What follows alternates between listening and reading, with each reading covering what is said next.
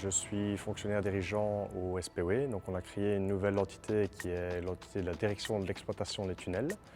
Donc ici, suite aux inondations que nous avons eues mi-juillet 2021, nous avons été fortement impactés ici au niveau de la liaison E40-E25, donc notamment principalement pour la partie rive droite. Donc l'ensemble des équipements électromécaniques ont été vraiment impactés et détruits suite aux inondations.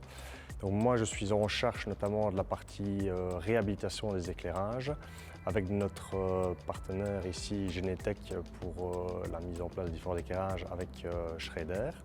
Et ici nous avons privilégié des équipements de type LED pour faire des gains énergétiques, mais notamment pour permettre aux usagers d'avoir un meilleur rendu au niveau de la chaussée et du contraste.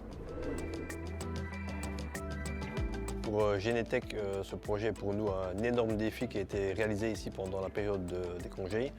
Nous avons travaillé en pointe avec des équipes allant jusqu'à 40 personnes qui se sont relayées jour et nuit de manière à gérer au mieux tout ce qui est coactivité dans le tunnel et permettre de mener à bien donc, le timing pour réouverture dans les délais demandés.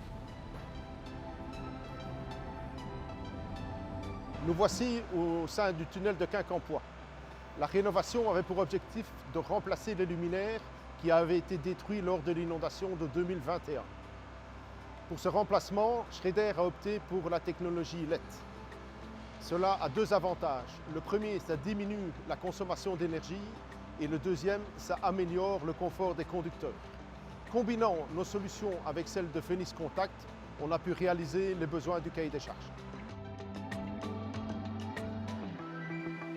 Voor de vernieuwde verlichting van de E25-tunnels te Luik werd gekozen voor de producten van het T-Flex-programma.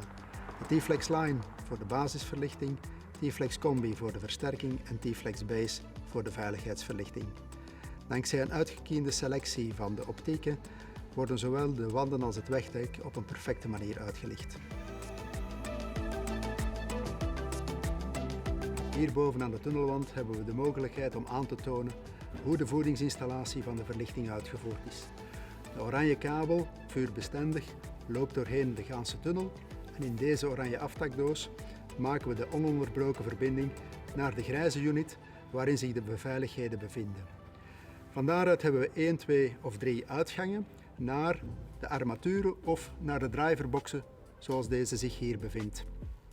Al de verbindingen tussen de aftakdozen, de driverboxen, maar ook naar de armaturen gebeuren met voorgeconfectioneerde kabels met toolless connectoren, zodanig dat er geen werktuigen vereist zijn.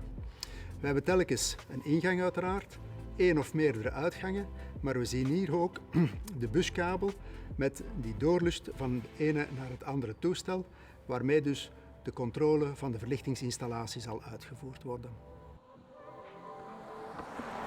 Dit is onze sturing van de verlichting, onze ATS4-kast.